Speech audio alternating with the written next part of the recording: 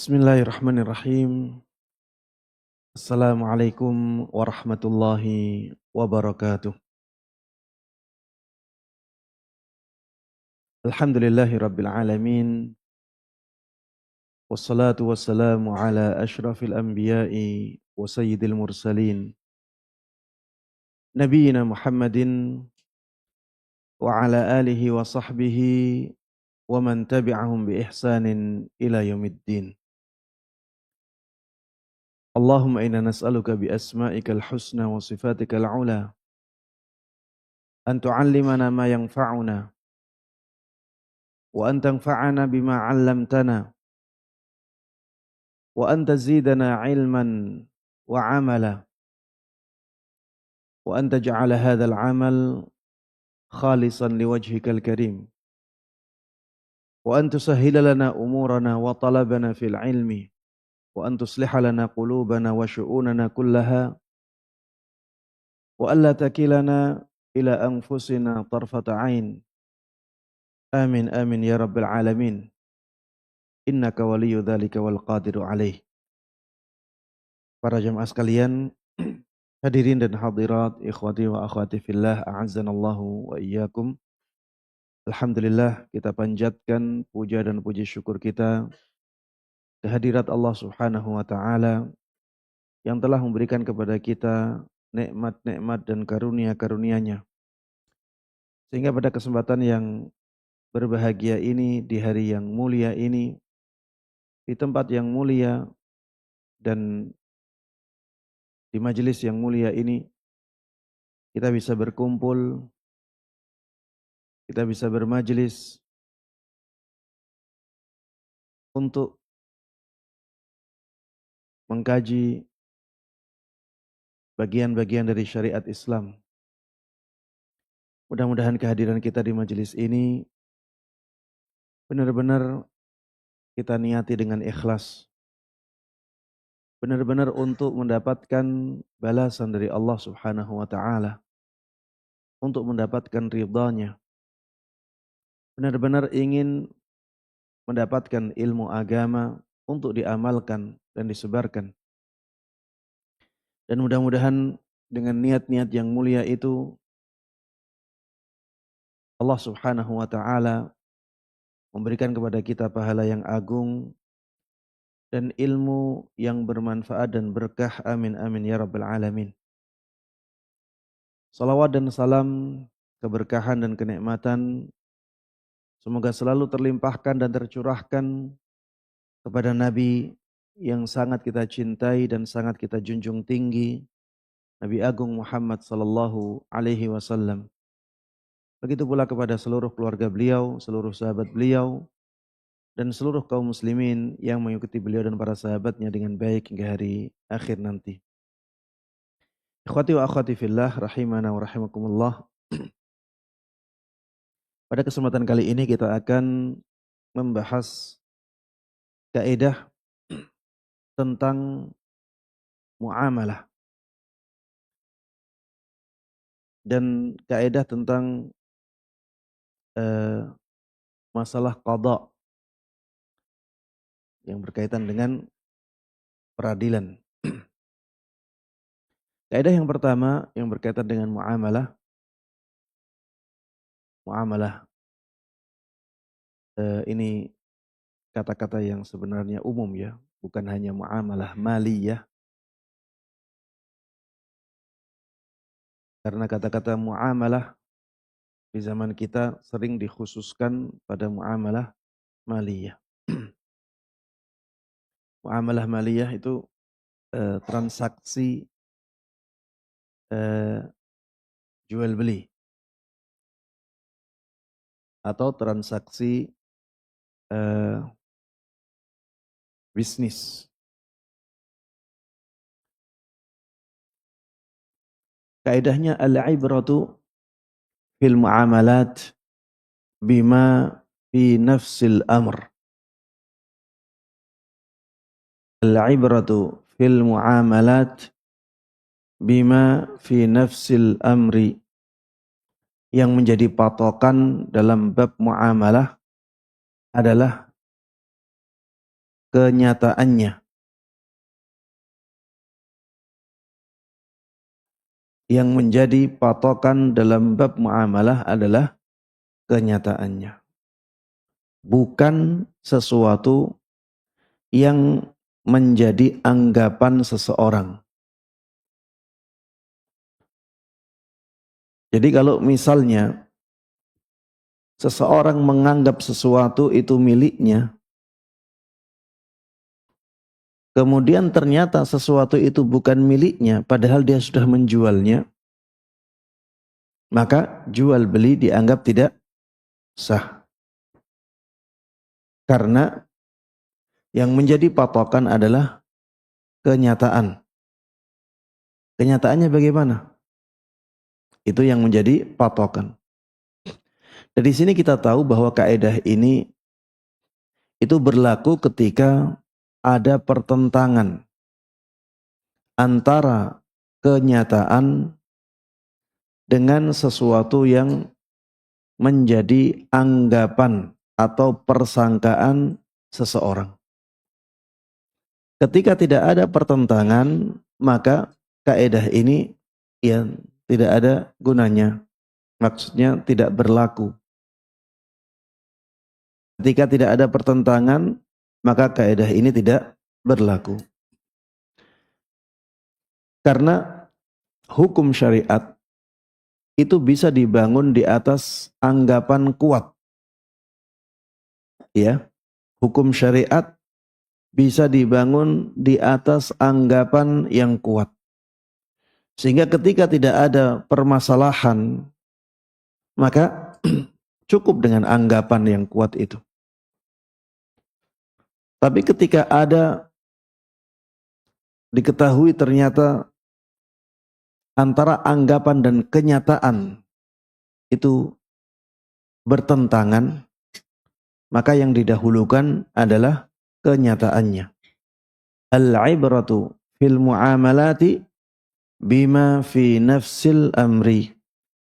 Yang menjadi patokan pada bab muamalah adalah apa yang ada dalam kenyataan. Para jamaah sekalian rahimana wa rahimakumullah, ada banyak contoh untuk kaidah ini. Seperti misalnya, seandainya ada seseorang menjual barang. Barang tersebut bukan miliknya. Barang tersebut milik orang lain. Dan orang lain pun tidak menjadikannya sebagai wakil untuk menjual barang itu. Maka pada asalnya jual beli seperti ini sah atau tidak? Tidak sah. Karena itu bukan barang dia, bukan milik dia. Orang yang menjadi pemiliknya pun tidak menjadikannya sebagai wakilnya dalam jual beli itu. Maka jual beli seperti ini tidak sah. Ya. Tapi apabila ternyata orang yang memiliki barang tersebut telah menjadikannya sebagai wakilnya dalam jual beli, maka jual beli tersebut dianggap sah. Ternyata Ustadz berarti wakilnya tidak sadar, tidak tahu. Maka jawabannya bisa jadi. Bisa jadi wakil tidak tahu. Atau wakil lupa. Yang jelas pemiliknya sudah menjadikan orang tersebut sebagai wakilnya. Tapi dia merasa belum menjadi wakil. Dia merasa seperti itu. Tapi ternyata sudah menjadi wakil. Maka jual beli dianggap sah. Karena di sini ada pertentangan antara kenyataan dengan apa yang dipersangkakan oleh seseorang. maka yang didahulukan adalah kenyataannya. Begitu pula sebaliknya. Kalau misalnya seseorang menyangka barang itu miliknya, akhirnya dia jual kepada orang lain. Setelah terjadi jual beli, ternyata terbukti barang itu bukan miliknya. Maka jual belinya sah tidak? Tidak sah. Jual belinya menjadi tidak sah karena di sini ada pertentangan antara persangkaan dia atau anggapan dia dengan kenyataannya. Apabila terjadi pertentangan antara kenyataan dengan anggapan seseorang, maka yang didahulukan adalah kenyataannya. Ini dalam bab muamalah. Baik. Contoh yang berikutnya. Contoh yang kedua atau yang ketiga. Ketiga ya. Contoh yang ketiga. Kalau misalnya ada seseorang menjual barang milik ayahnya. Dan ayahnya belum mewakilkannya. Ayahnya belum menjadikannya sebagai wakil untuk jual beli barang itu.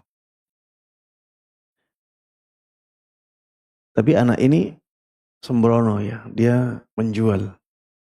Sudah terjadi jual beli. Kemudian ternyata ketika terjadi akad jual belinya, ketika terjadi akad jual beli itu, ayahnya ternyata sudah meninggal. Dan orang tersebut mendapatkan barang tersebut sebagai warisannya. Jadi dia mewarisi barang itu dari ayahnya. Kenyataannya seperti itu. Maka akad jual beli dianggap sah. Karena kenyataannya dia memiliki barang itu dengan cara waris. Anggapannya dia belum punya barang itu, tapi kenyataannya dia sudah memilikinya. Maka akadnya dianggap sah. Contoh yang keempat, ya. Yang keempat ini agak berbahaya ya. Contohnya, kalau ada seseorang, ini yang saya sampaikan tadi ya, bahwa muamalah dalam bahasa Arab itu, atau dalam bahasa kitab, itu tidak khusus untuk muamalah maliyah. Tidak khusus untuk hal-hal yang komersial. Tapi juga ya berkaitan dengan akad-akad yang lainnya. Yang penting ada akad antara dua pihak. Kalau misalnya ada seseorang mengatakan kepada wanita yang dia anggap orang lain. Wanita yang dianggap orang lain. Dia ngiranya itu orang lain. Dia mengatakan, aku talak kamu. Dia nyangka dia orang lain. Ternyata itu istrinya. Maka dalam keadaan seperti ini, yang dijadikan sebagai patokan adalah kenyataan. Sehingga istrinya menjadi tertalak. Istrinya dianggap tertalak. Walaupun dia nganggapnya ketika mengatakan kepada orang tersebut, dia nganggapnya itu orang lain. Tapi kenyataannya dia ternyata istrinya. Maka orang tersebut atau istrinya itu menjadi tertalak. Ini disebutkan oleh para ulama Hanabilah. Ya, para ulama dalam mazhab Hambali rahimahumullah.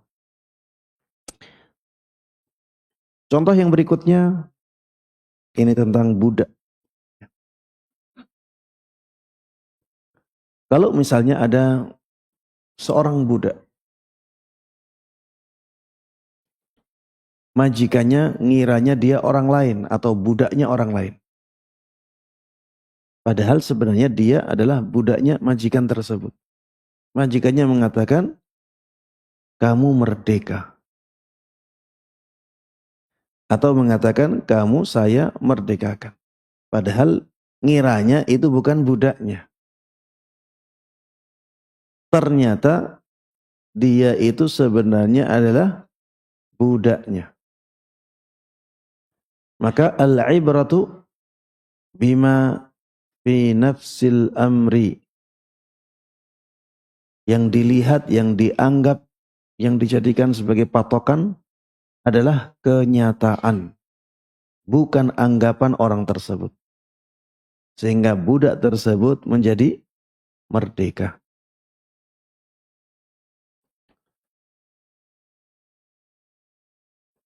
Baik. Ini yang berkaitan dengan kaidah al-ibratu fil muamalat bima fi nafsi al-amr. Ia bisa dikiaskan ya dalam banyak masalah. Intinya kalau terjadi perbedaan antara anggapan seseorang dengan kenyataan yang ada di lapangan, maka yang dijadikan sebagai patokan atau yang didahulukan adalah kenyataan sebenarnya. Kaidah yang berikutnya, ini kaidah yang berkaitan dengan qadha, berkaitan dengan kehakiman. La udhra liman aqarra walau idda'a ghalata. La udhra liman aqarra walau idda'a ghalata. Tidak ada uzur atau tidak ada alasan bagi orang yang telah memberikan pengakuan. Dia mengakui sesuatu. Walaupun apa yang disampaikan itu salah. Walaupun dia mengaku bahwa pengakuan yang dulu itu salah. Walau idda'a ghalata. Tidak ada uzur atau tidak ada alasan bagi orang yang sudah memberikan pengakuan. Walaupun setelahnya dia mengatakan pengakuan yang kemarin itu tidak benar. Tetap pengakuan yang kemarin dianggap mengikat dia. Dan dia harus bertanggung jawab atas konsekuensi dari pengakuannya yang kemarin. Baik.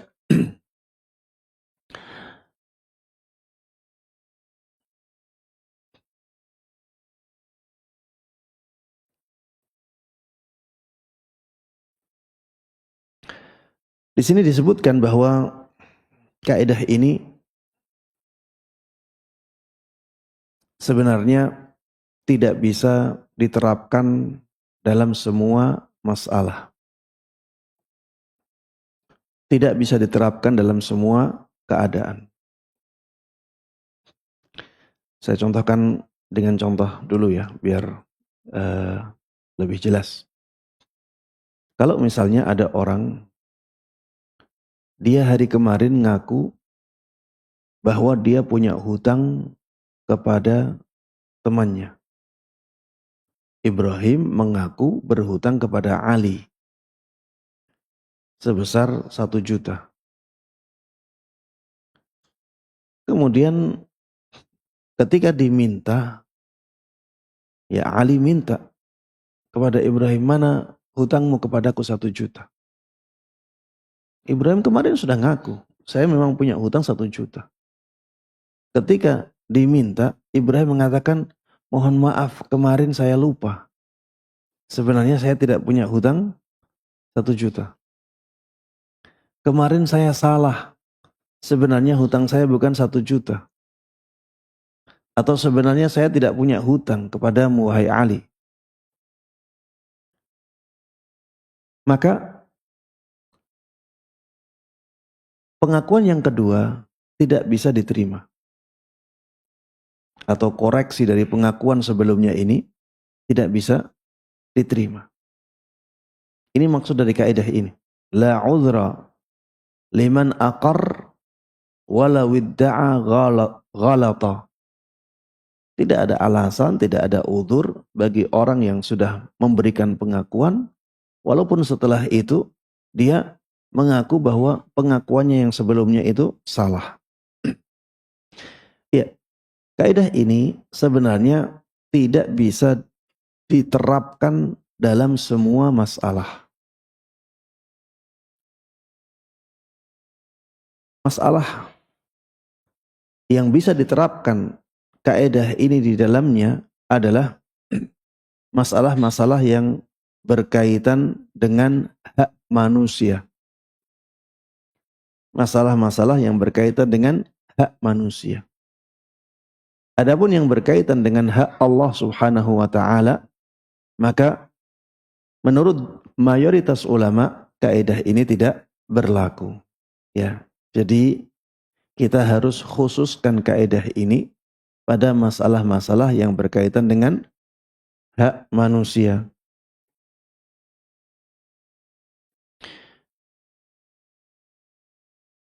Contohnya, ini yang berkaitan dengan hak manusia. Apabila ada orang yang namanya Muhammad, dia memberikan pengakuan bahwa dia berhutang kepada Zaid. Muhammad memberikan pengakuan, mengaku bahwa dia berhutang kepada Zaid. Kemudian setelah itu dia meralat pengakuannya.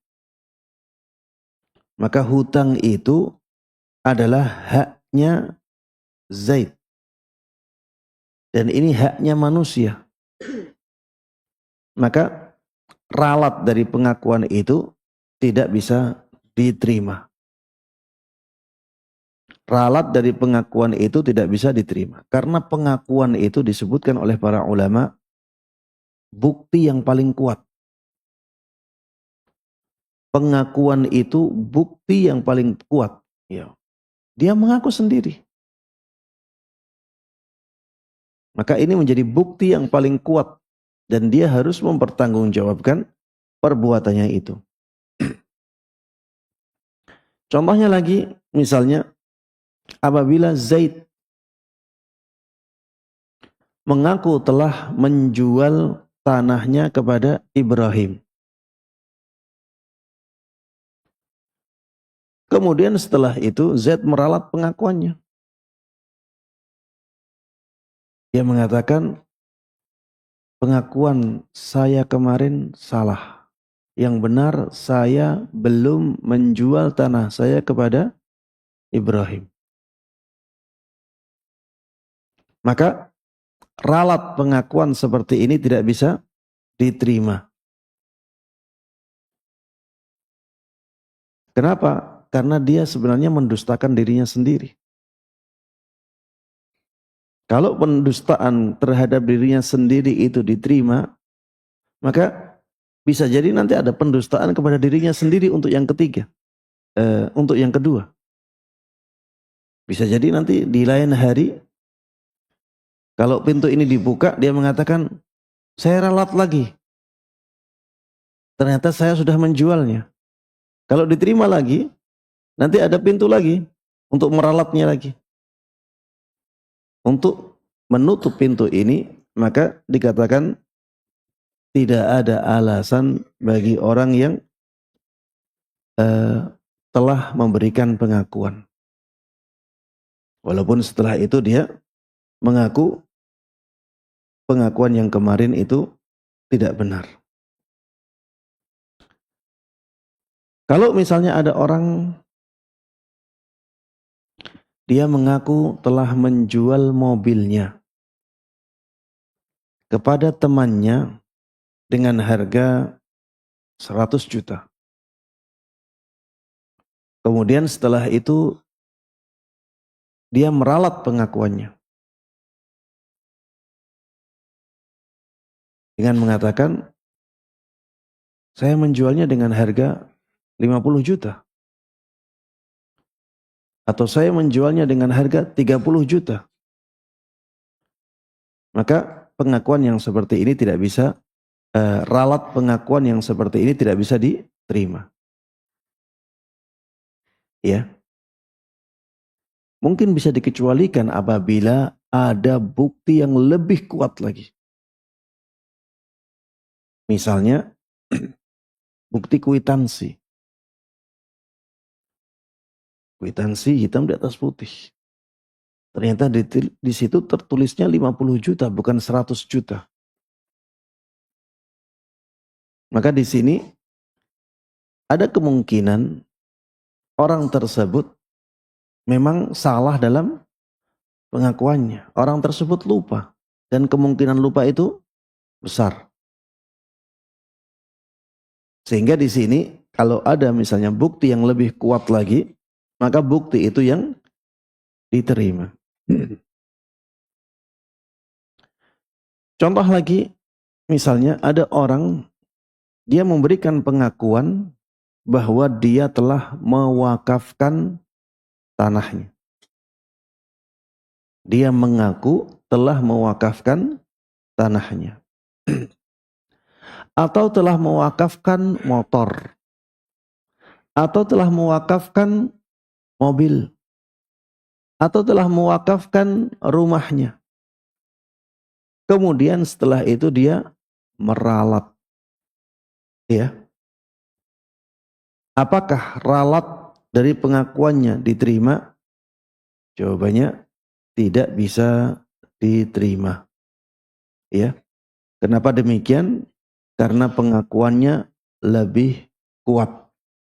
Pengakuan yang sebelumnya lebih kuat. Sedangkan ralatnya itu adalah pendustaan terhadap dirinya sendiri. Kalau pintu ini dibuka, maka akan ada pendustaan kedua, akan ada pendustaan ketiga, dan itu menjadikan masalah tidak akan selesai. Baik, di sini disebutkan wa hadza min haitsul asli wal jumlah. Fal aslu anna i'mal al kalam aula min ihmalihi. Kaidah ini adalah hukum asal. Dan ini hukum secara globalnya. Karena asalnya seseorang itu perkataannya diterima. Menjadikan perkataan seseorang itu punya konsekuensi hukum itu lebih didahulukan daripada menjadikan perkataannya seperti perkataan yang kosong atau perkataan yang sia-sia. Ya, menjadikan perkataan seseorang punya konsekuensi hukum itu lebih didahulukan daripada menjadikannya perkataan sia-sia yang tidak ada konsekuensi hukumnya. Dan pada asalnya seseorang itu bertanggung jawab atas apa yang dia katakan.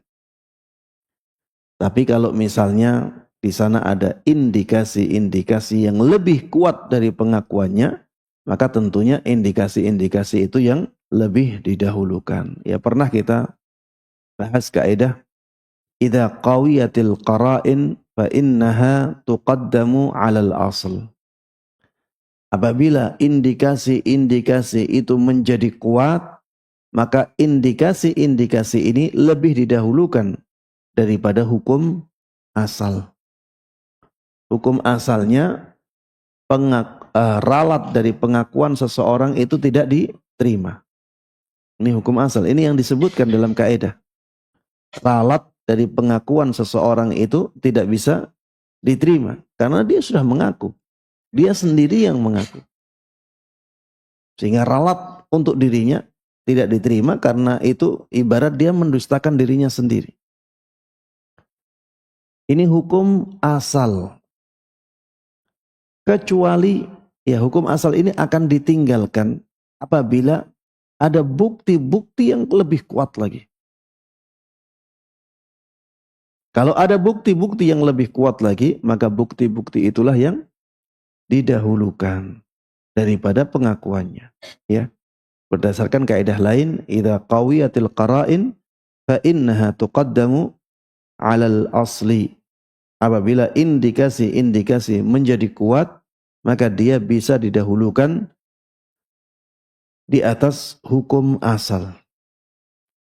Tapi bagian yang kedua dari masalah-masalah yang dicakup oleh kaidah ini adalah ketika pengakuan itu berkaitan dengan hak Allah Subhanahu wa taala. Kalau tadi pengakuan berkaitan dengan hak manusia. Ketika pengakuan berkaitan dengan hak manusia, hukum asalnya ralat terhadap pengakuan itu tidak bisa diterima. Kecuali ada bukti-bukti yang lebih kuat lagi. Bagaimana dengan masalah yang berkaitan dengan hak Allah Subhanahu wa taala? Apabila masalah tersebut berkaitan dengan hak Allah Subhanahu wa taala, maka ralat dari pengakuan bisa diterima menurut mayoritas ulama. Ini berarti ada perbedaan pendapat di sini. Tapi mayoritas ulama mengatakan bisa diterima. Contohnya apa, Ustaz? Misalnya ada orang memberikan pengakuan bahwa dia telah berzina. Dia mengaku, saya telah berzina. Dan saya telah beristri. Hukumannya apa? Rajam. Dia beristri, dalam keadaan seperti itu dia berzina. Dan dia mengaku di hadapan hakim. Kemudian ketika hakim mengatakan, ya, kamu nanti akan dirajam. Di hari, misalnya hari Kamis, tanggal sekian, kamu nanti akan dirajam karena pengakuan ini. Kemudian satu hari sebelum hukum rajam ditegakkan, dia meralat pengakuannya. Mohon maaf wahai hakim, pengakuan saya yang kemarin saya tarik, saya rujuk dari pengakuan itu. Apakah ralat dari pengakuan ini harus diterima oleh hakim ataukah tidak? Di sini ada perbedaan pendapat di kalangan para ulama. Mayoritas ulama mengatakan harus diterima. Walaupun ada kemungkinan orang ini sebenarnya takut kalau nantinya kalau hari ditegakkan hukum hudud itu dia mati. Dia takut ditegakkan hukum hudud kepadanya. Mayoritas ulama tetap mengatakan tetap diterima. Karena itu berkaitan dengan hak Allah Subhanahu wa taala. Hak yang berkaitan dengan Allah Subhanahu wa taala itu mabniyun 'alal musamahah. Dibangun di atas dasar saling memaafkan. Ini hak Allah Subhanahu wa taala dan Allah Maha Pengampun. Allah Maha Pemaaf.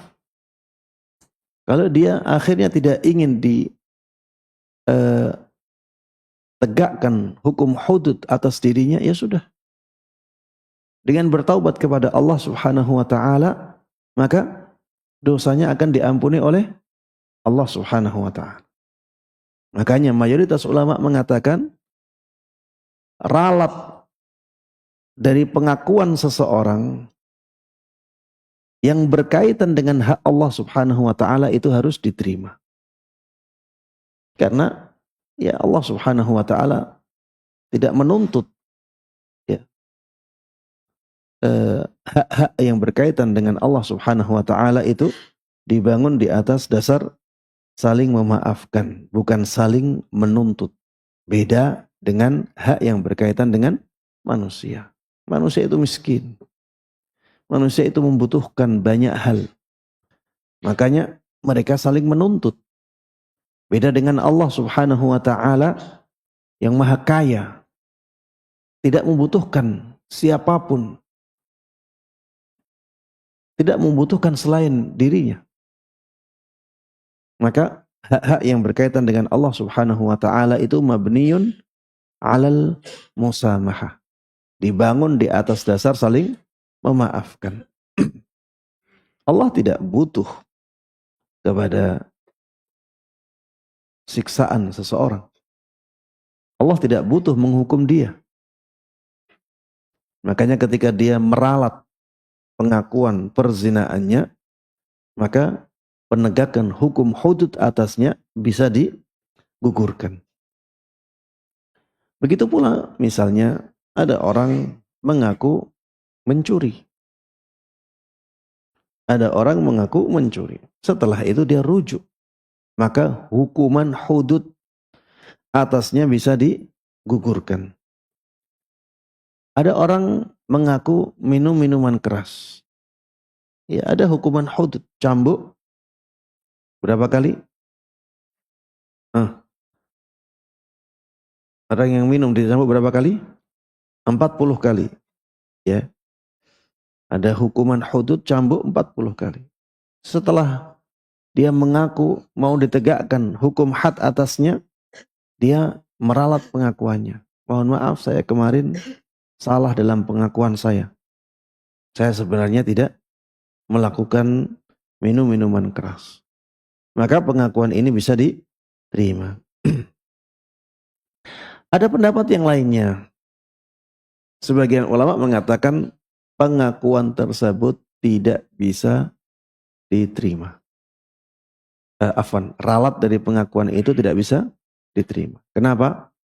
Ya seperti kaedahnya. La udhra liman aqarra walau idda'a ghalata. Tidak ada alasan, tidak ada maaf, tidak ada uzur bagi orang yang sudah memberikan pengakuan. Walaupun dia meralat pengakuan tersebut dan mengatakan bahwa pengakuan yang kemarin itu salah. Ini pendapat yang kedua. Jadi pendapat ini menyamakan antara masalah-masalah yang berkaitan dengan hak manusia dengan masalah-masalah yang berkaitan dengan hak Allah Subhanahu wa taala. Ya. Ada pendapat yang lain. Pendapat ini dikemukakan oleh Syekhul Islam Ibnu Taimiyah rahimahullah. Beliau mengatakan kalau orang tersebut ketika datang dia keadaannya sedang bertaubat kepada Allah Subhanahu wa taala. Bukan karena dilaporkan. Dia datang dalam keadaan bertaubat kepada Allah Subhanahu wa taala. Dia ingin bertaubat, dia ingin membersihkan dirinya dari dosa. Akhirnya dia ngaku. Saya kemarin melakukan perzinaan dengan si fulana. Maka tegakkan hukum hudud kepadaku. Agar dosa-dosaku dibersihkan semuanya oleh Allah Subhanahu wa ta'ala. Ketika mau ditegakkan hukum tersebut, ternyata dia takut. Akhirnya meralat pengakuannya. Maka yang seperti ini yang bisa diterima ralatnya. Kalau tidak seperti ini, maka tidak bisa diterima ralatnya. Ini pendapatnya Syekhul Islam Ibnu Taimiyah rahimahullah. Ada pendapat lain.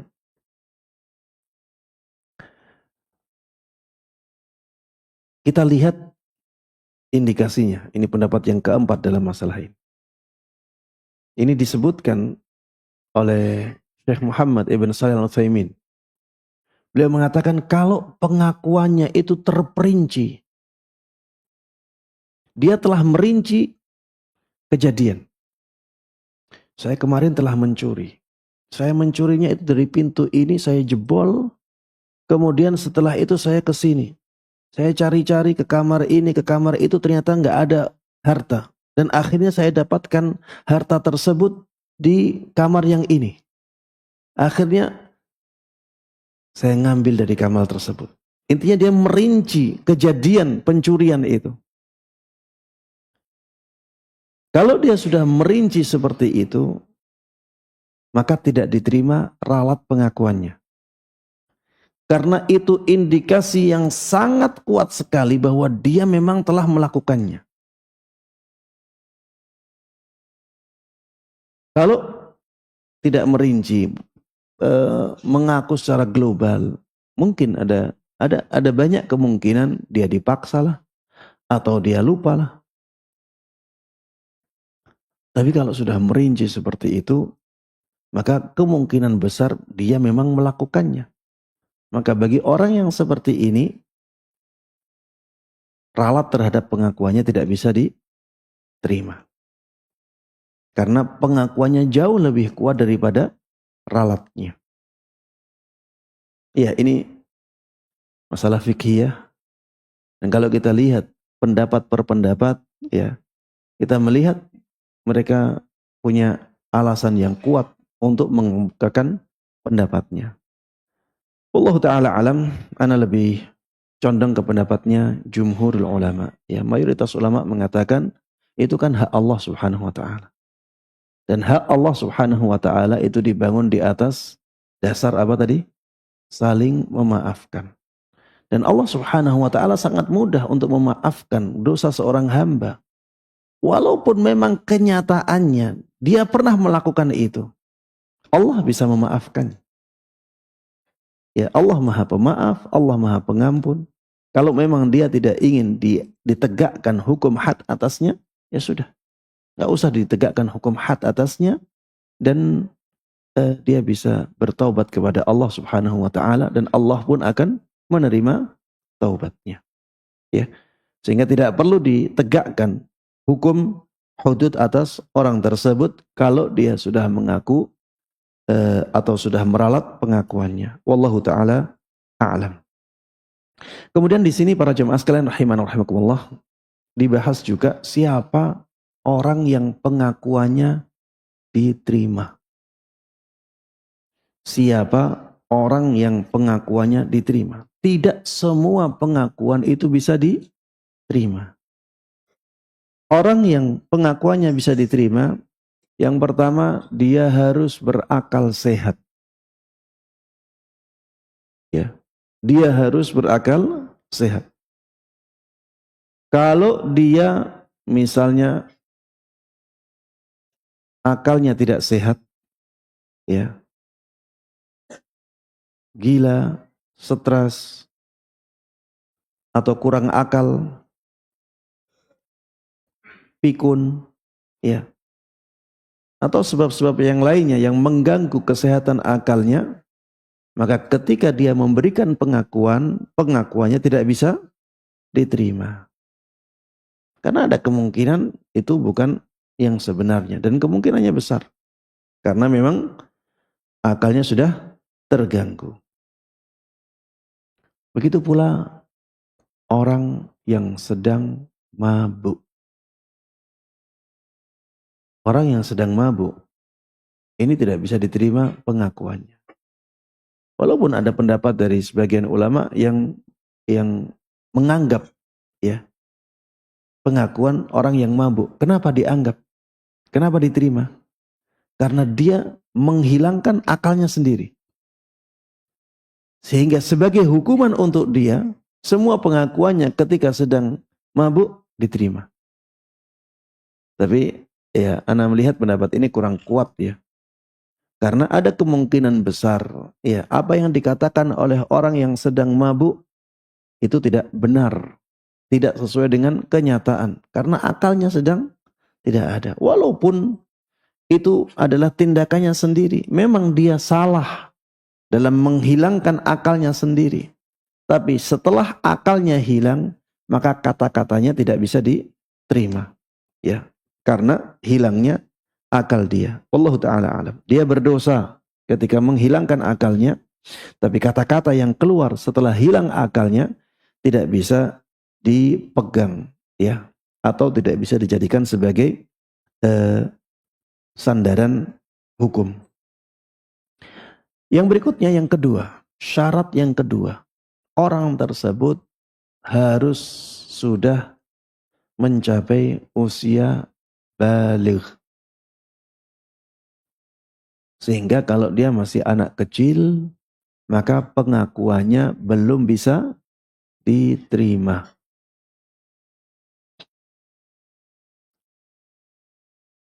Ya, ini secara global seperti itu ya. Anak yang masih belum baligh, ya, dia belum bisa diterima pengakuannya. Ada yang mengecualikan, kecuali dalam masalah jual beli yang dia sudah diizinkan untuk jual beli. Ya, sebagian ulama dalam mazhab Hambali mengecualikan hal ini. Kalau misalnya ada anak kecil, belum balik, misalnya baliknya umurnya 12 tahun, dia umur 10 tahun, tapi sudah diizinkan orang tuanya untuk melakukan jual beli. Ini loh, saya punya barang ini, tolong dijualkan ke teman-teman. Dan dia sudah, akalnya sudah bagus ya, sudah bisa melakukan jual beli. Maka ketika dia memberikan pengakuan tentang jual belinya itu, maka diterima. Tapi khusus ya, pengakuan yang dia diizinkan untuk melakukan akad di dalamnya. Untuk yang lainnya tetap kembali ke hukum asal.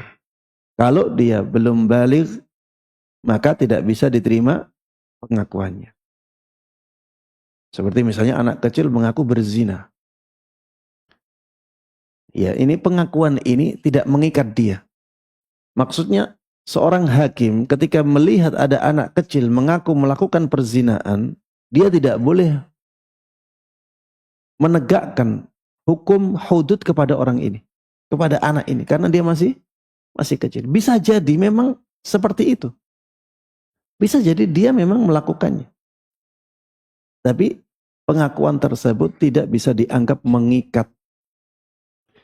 Tidak mempunyai konsekuensi hukum. Ya. Karena dia masih kecil. Wallahu a'lam. Baik, syarat yang ketiga, orang tersebut tidak dipaksa. Dia melakukan pengakuannya secara sukarela. Dari hatinya sendiri, tidak dipaksa oleh orang lain. Sehingga kalau dia memberikan pengakuan secara terpaksa, maka pengakuannya tidak bisa diterima. Ya, ini juga berkaitan dengan yang tadi. Kalau misalnya ya, ada orang memberikan pengakuan berkaitan dengan hak manusia. Setelah itu dia meralat pengakuannya dan mengatakan, saya kemarin karena terpaksa. Dan dia bisa membuktikan bahwa dia memang dipaksa. Maka yang seperti ini membatalkan pengakuan yang sebelumnya. Karena pengakuan yang terjadi karena paksaan itu tidak bisa diterima. Kemudian syarat yang keempat, orang tersebut ya tidak tertuduh dalam pengakuannya. Orang tersebut tidak tertuduh dalam pengakuannya. Maksudnya tidak tertuduh itu apa? Dia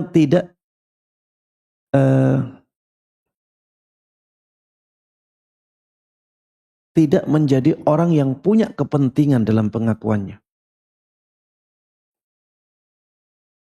Dia tidak tertuduh punya kepentingan dalam pengakuannya. Kalau dia tertuduh punya kepentingan dalam pengakuannya, maka pengakuannya menjadi lemah. Karena Akan banyak orang yang menganggap bahwa orang ini mengaku seperti itu karena dia punya kepentingan di situ. Bukan karena keadaan sebenarnya. Sehingga apabila ada orang memberikan pengakuan, tapi karena dia punya kepentingan di situ, maka pengakuannya tidak bisa diterima. Ya, pengakuan yang bisa diterima adalah pengakuan dari orang yang terlihat tidak ada kepentingan sama sekali pada diri dia. Bahkan pengakuannya bisa jadi malah merugikan dia sendiri. Maka ketika keadaannya seperti ini baru bisa diterima. Wallahu ta'ala alam. Para jemaah sekalian rahimanallah, ini yang bisa kita bahas bersama pada kesempatan kali ini. Mudah-mudahan bermanfaat dan Allah berkahi. Alhamdulillah kita bisa menyelesaikan 2 kaidah. Kaidah yang pertama apa tadi? Masalah muamalah. Al-ibratu fil muamalati bima fi nafsil amr. Ya, yang menjadi patokan dalam bab muamalah adalah kenyataan yang terjadi di lapangan. Kenyataan sebenarnya. Kemudian kaidah yang kedua, la udhra liman aqarra walau idda'a ghalata. Tidak ada maaf, tidak ada uzur, tidak ada alasan bagi orang yang telah memberikan pengakuan walaupun dia meralat pengakuannya dan dia mengatakan saya salah kemarin. Baik, mudah-mudahan yang kita bahas bersama bermanfaat untuk kita semuanya. Amin amin ya rabbal alamin.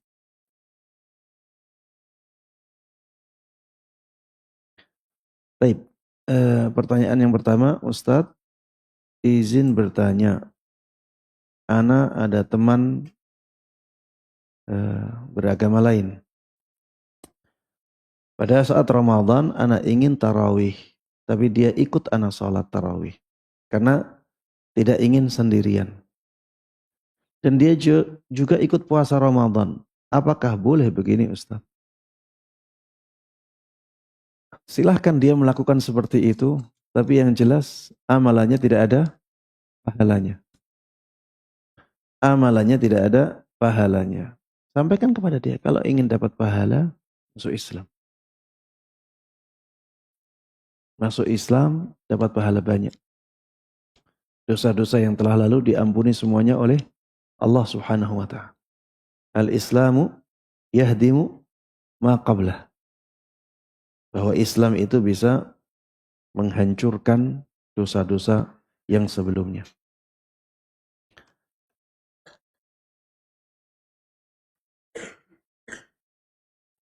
Ada orang kredit motor belum lunas, tapi dijual. Bagaimana hukumnya? Jawabannya boleh. Jadi jual beli itu sudah dianggap terjadi walaupun belum ada penelunasan. Walaupun pembayaran belum dilunasi. Jadi kalau dianggap jual beli telah terjadi, maka hak kepemilikan dianggap sudah berpindah. Ketika sudah berpindah, maka dia berhak untuk mengalihkan kepemilikan. Dia juga berhak untuk menyewakan. Yaitu konsekuensi dari perpindahan kepemilikan. Ya, dia bisa menjualnya kepada yang lain. Karena dia sudah memilikinya. Ustadz, dia belum lunas. Iya, belum lunas. Berarti dia hutangnya. Dia berhutang. Dia berhutang dan wajib melunasi. Ya, bisa difahami ya. Jadi barangnya itu sudah milik dia. Kekurangan dia dalam membayar itu menjadi hutang yang wajib untuk dia lunasi. Ketika dia sudah memiliki barang itu, maka dia bebas memperlakukan barang tersebut. Dia bisa sewakan, ya. Dia bisa gadaikan, dia bisa jual, dia bisa pinjamkan. Itu hak dia karena barang tersebut memang sudah menjadi hak dia. Adapun kekurangan dia dalam pembayaran itu hutang dia yang wajib untuk dia lunasi. Allahu a'lam. Secara syariat seperti itu ya. Ini hukum standar. Hukum standarnya seperti itu. Defaultnya seperti itu. Nanti kalau ada syarat-syarat antara dua belah pihak itu urusan lain itu. Kalau ada syarat-syarat al-muslimuna ala syurutihim. Kaum muslimin itu harus menjalankan syarat-syarat yang dibuat oleh mereka. Kalau nggak ada syarat-syarat maka itulah hukum asalnya. Wallahu a'lam. Baik. Pertanyaan yang berikutnya. Assalamualaikum warahmatullahi wabarakatuh. Waalaikumsalam warahmatullahi wabarakatuh. Izin bertanya Ustadz. Seorang karyawan swasta kerja di Bandung. Rumahnya di Jakarta. Mendapatkan fasilitas mobil dari kantornya. Setiap minggu pulang ke Jakarta dari Bandung menaiki mobil tersebut. Oleh perusahaannya memang diperbolehkan penggunaan fasilitas tersebut untuk kepentingan pribadi karyawan. Sembali pulang ke Jakarta, dia membawa penumpang nge-Grab. Karena mobilnya kosong. Jadi sambil bawa penumpang dengan bayaran tarif dari Bandung ke Jakarta. Apakah ini diperbolehkan atau halal? Apakah uang yang diterima dari penumpang halal? Terima kasih, jazakallah khair. Ya, dia dibolehkan ya. Dibolehkan oleh perusahaannya untuk menggunakan fasilitas itu. Wallahu a'lam. Ana melihat lebih baiknya dia bertanya kepada perusahaan. Karena bisa jadi perusahaan itu memberikan izin untuk dia. Tapi izin itu terbatas, bisa jadi. Karena kalau keadaannya seperti itu, ya nanti akhirnya ada kemungkinan orang ini tidak hanya ketika pulang saja. Ada kemungkinan nanti orang ini di Jakarta muter terus 24 jam. Ya, kalau kita buka pintu ini, nanti akan terjadi yang seperti itu. Jadi mumpung dikasih fasilitas itu akhirnya digunakan ya dengan cara seperti itu. Memang dia diberikan hak, dibolehkan. Tapi apakah perusahaan membolehkannya seperti itu? Ini yang ada kemungkinan besar tidak dibolehkan. Ada kemungkinan besar tidak dibolehkan. Makanya lebih baik tanya. Kalau nanti dibatasi, kalau hanya seperti itu boleh. Tapi kalau sengaja maka nggak boleh. Kalau ada batasan seperti itu, alhamdulillah sudah ada kejelasan. Tapi kalau belum bertanya tidak ada kejelasan. Dan itu bukan hak dia. Barang itu bukan hak dia. Dia diberikan hak untuk menggunakannya untuk pulang. Ya. Tapi belum ada kejelasan dia boleh mengambil manfaat selain itu. Maka ya baiknya dia bertanya kepada perusahaannya. Ya sehingga ada kejelasan. Wallahu ta'ala a'lam.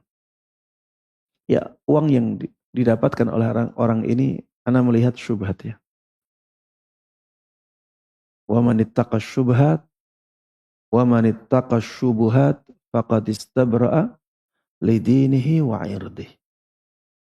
Barang siapa yang menjaga dirinya dari perkara-perkara yang syubhat seperti ini, maka dia telah membebaskan agama dan harga dirinya.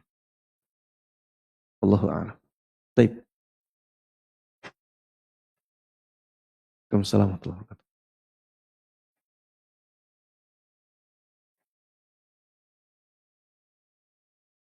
Kenapa? Iya. Hukum syariat itu pada asalnya bisa dibangun di atas anggapan kuat. Kemungkinan besar. Anggapan kuat itu kemungkinan besar. Ya. Contohnya banyak. Kita sehari-hari banyak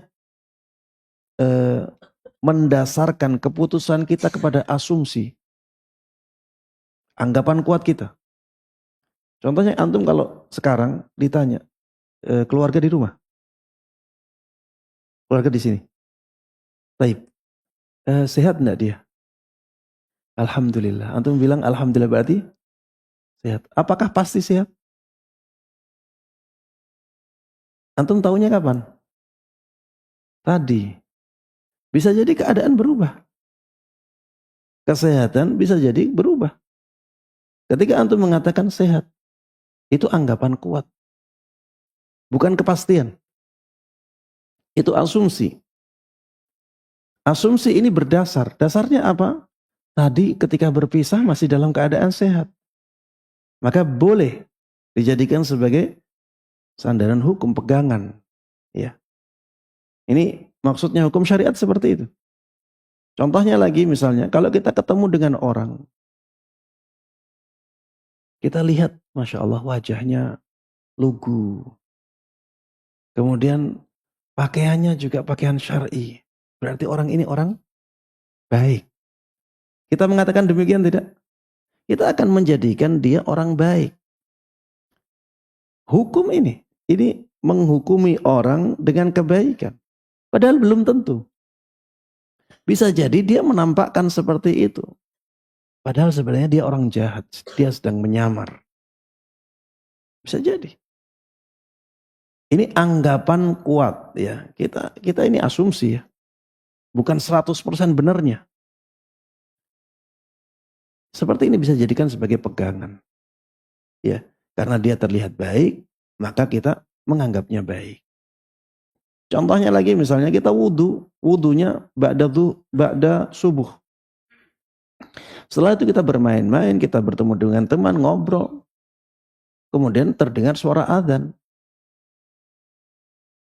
Dalam perjalanan waktu ini, ada kemungkinan wudhu kita batal tidak? Ada kemungkinan tidak? Ada. Tapi kalau kita tidak ingat, ada sesuatu yang membatalkan wudhu kita, maka kita anggap wudhu kita masih terjaga. Padahal belum tentu terjaga.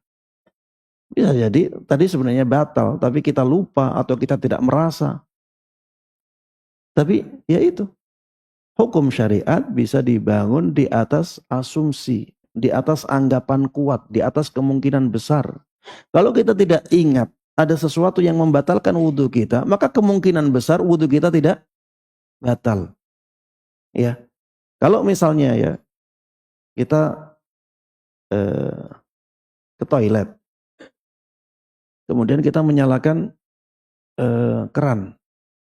Ketika kita menyalakan keran di toilet tersebut, ada air yang muncrat di baju kita.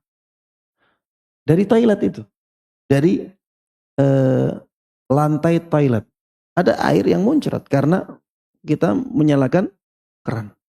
Air yang muncrat di baju kita, apakah pasti suci? Mungkin saja ada sisa dari kencing. Benar tidak? Karena di toilet. Mungkin saja. Tapi kita tidak tahu. Maka kita anggap air itu suci. Karena al-aslu fil asya at-taharah. Hukum asal dari segala sesuatu itu suci. Kita tidak tahu ini najis. Berarti suci. Ini anggapan ya, ini asumsi. Tidak bisa kita pastikan.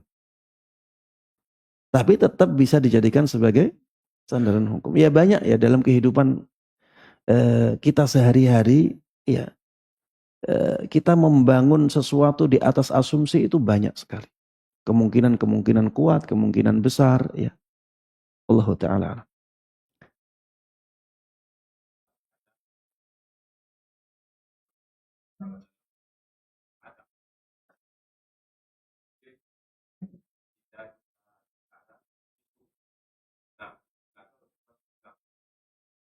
Dipersilakan untuk nah, dia saya mengislamkan dia. Bagaimana ada dia. Yang kedua, dan juga anak orang kafir, anaknya dia mau senang masuk Islam, belum wali. Nah, setelah masuk Islam, apa dia tetap tidak sebagai bapak? Masya Allah, pertanyaan yang jarang diajukan ya. Baik, ada orang, ini sudah balik berarti ya? Iya. Iya, orang sudah besar tapi tidak bisa berbicara. Dan dia ingin masuk Islam. Bagaimana cara masuk Islamnya?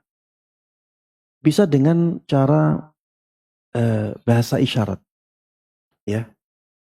Al-isyarah al-ma'hudah lil akhrasi kal bayani bil lisan. Ya, ada kaidah seperti itu.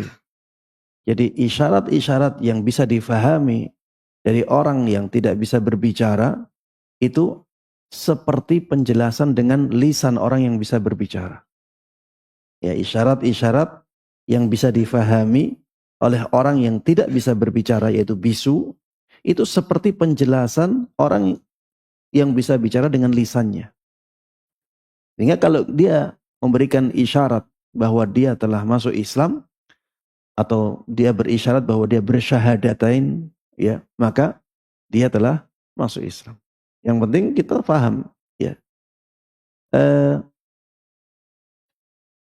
Sebenarnya ya hati dia menjadi kunci di sini. Ya, hati dia menjadi kunci di sini. Tapi karena bersyahadat itu harus dengan lisan, tidak cukup dengan hati, maka dia harus bersyahadat. Dan karena dia tidak bisa mengucapkan dengan lisannya, maka dia bisa mengucapkannya dengan isyaratnya. Ya. Baik. Kemudian yang kedua tentang eh, anak kecil yang masuk Islam. Apakah ya anak kecil maksudnya belum balik ya. Dia masuk Islam. Apakah sebaiknya dia bersama orang tuanya? Sebaiknya apakah harus? Pertanyaannya. Sebaiknya. Iya. Apakah sebaiknya bersama orang tuanya ataukah sebaiknya bersama orang yang mengislamkannya? Ini eh, ada kaitan dengan aturan ya ini. Ada kaitan dengan aturan negara.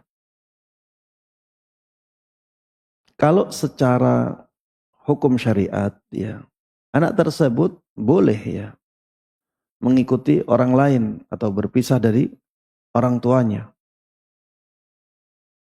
Karena kalau masih bersama orang tuanya dikhawatirkan agamanya malah berubah lagi. Dan ini sangat membahayakan anak kecil tersebut. Tapi ya karena kita hidup di negara yang sudah memiliki aturan-aturan tertentu, maka konsekuensi-konsekuensi dunia itu berhubungan dengan aturan-aturan itu. Kalau misalnya kita paksakan dia ikut kita dan akhirnya kita malah kena jeratan hukum, ya ini mudarat yang besar ya bagi kita. Sehingga kalau bisa, kalau memang kepengen ikut dengan kita, ya izin kepada kedua orang tuanya. Karena khawatirnya malah terjerat dengan hukum pidana. Nanti malah membahayakan diri kita. Allahu a'lam. Baik.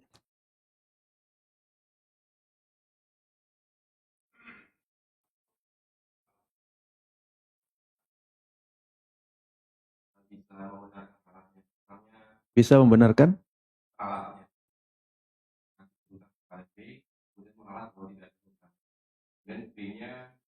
Membenarkan. Iya, jelas. Kalau B-nya membenarkan, jelas diterima. Karena hak itu ada pada B. Hak itu ada pada B, sedangkan B sudah merelakan. Maka langsung bisa diterima ralat itu. Ya, wallahu a'lam. Ada pertanyaan lain? Assalamualaikum warahmatullahi wabarakatuh. Ini bertanya ketika kita bertransaksi online itu bolehkah kita bertransaksi di luar dari media yang perantara kita? Jadi misalkan kita pesan ojek online, jadi beberapa ojek online itu atau driver online itu menawarkan untuk membayar kita di luar aplikasi. apa menerima bayaran di luar aplikasi. Hasil aplikasinya itu tidak mendapatkan komisi, dia tidak mendapatkan potongan. Ini juga terjadi di marketplace, di Tokopedia, di Shopee. Jadi kita chattingan sebelum transaksi dan si seller menawarkan nomor HP atau alamat untuk kita bertransaksi secara offline. Nah itu apakah boleh? Terus yang kedua, umumnya kita mereview jelek produk orang, karena memang produknya jelek banget gitu, agar orang lain itu dapat manfaat dari kita. Ya. Barakallah. Yang pertama, ana tidak tahu. Wallahu a'lam. Untuk yang kedua, boleh mereview jelek karena memang barangnya jelek. Tujuan kita agar orang lain tidak tertipu. Ya. Karena banyak sekali toko-toko online yang menampakkan barangnya itu luar biasa ya. Fotonya ya VIP yang paling tinggi ya, premium. Tapi ternyata ya barangnya ternyata sangat sederhana sekali. Atau barang sampah. Kalau suruh bayar pun mungkin kita nggak mau. Karena saking buruknya barang tersebut. Maka dibolehkan ya bagi orang yang demikian untuk mereview jelek. Ya. Katanya ori. Ternyata yang datang tidak ori. Maka boleh kita mereview. Ternyata barangnya tidak ori. Dan biasanya kita mereview seperti itu setelah semua urusan selesai. Tidak ada masalah. Ya, tidak ada masalah. Karena tujuan kita adalah melindungi saudara-saudara kita. Agar tidak terjatuh ke dalam kesalahan yang sama. Agar tipuan-tipuan mereka itu tidak semakin besar pengaruh buruknya. Karena juga sering belanja online ya. Karena sering belanja online, ya kebutuhan-kebutuhan yang tidak didapatkan di daerah itu, biasanya kalau di kota-kota kecil seringkali cari barang itu susah. Nah ini sangat terbantu oleh toko-toko online saat ini. Ya makanya Ana sering membeli. Ya, dan yang terakhir itu kemarin Ana beli proyektor. Harganya jutaan ya. Qadarullah wa masya'a fa'al, ternyata barang yang dikirimkan itu barang yang tidak ori.